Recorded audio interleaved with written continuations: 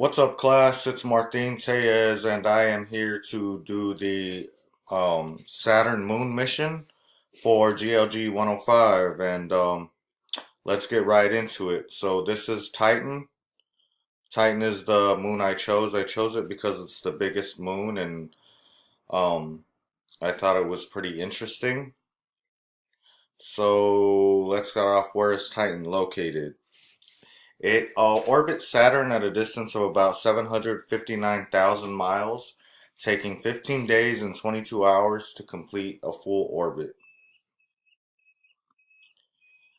Our next slide here is the three interesting facts on the moon that I found interesting. So, what I thought was cool was that Titan's surface is shaped by rivers and lakes of liquid ethane and methane.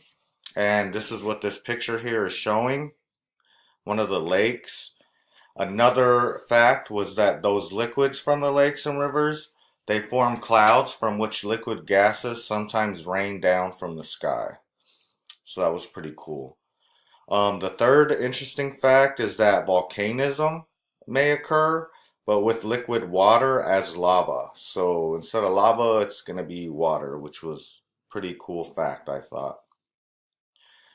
Last but not least is my before I get into my references, which I didn't have a lot, I just used the NASA website. I wanted to say if we should further explore the moon, I think we should at least send some more things out there to look at it. Other than that, as long as it's private money, I don't think that we should be spending government money to look at a moon that far out in the universe. But yeah, that's my thoughts on it, and thank you for watching my presentation.